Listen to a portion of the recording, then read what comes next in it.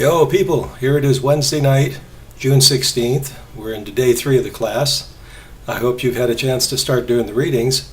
This is a little preview for Chapter 2. Chapter 2 is about the Egyptians, and it would be very good for you in reading through this to pick up on a couple of important points. One of them is, how did the rules that the Egyptians had for creating art differ from the way that the people of Lascaux created art? And what was the purpose for each of these civilizations in creating the art that they did? What kind of technologies did they use?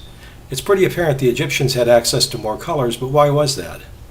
The Egyptians didn't inherit anything from the people of Lascaux. They didn't know anything about them, as far as we know. There's a great deal of time separating these two civilizations. Another thing, what did each of these societies think of the people who created the art? A little bit sketchy on Lascaux, I don't think we really know. But in the Egyptian society, were the people who created the art regarded as artists, as we regard artists, or were they regarded in some other way? And finally, for each of these civilizations, is there any impact on modern life? Did we inherit anything from them in terms of artistic concepts?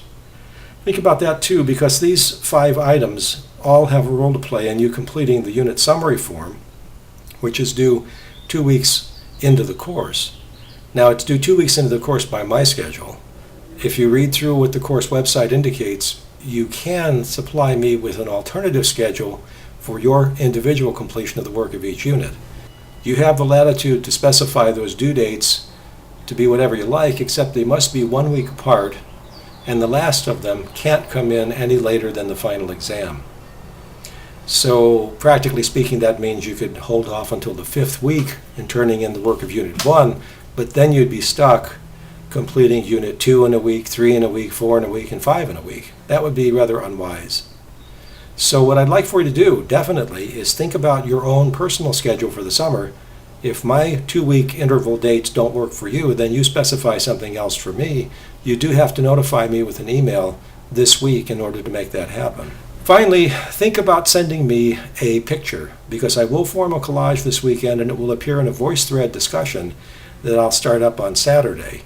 The purpose of that discussion is for you to get to know each other, so be thinking about interesting things about yourself, what you'd like to tell others in the class. And one of the reasons for getting you familiar with each other is we'll be starting to work on a project that will extend throughout the entire term. We'll start that early next week. You'll be working with a partner. It would be nice if you knew something about that partner.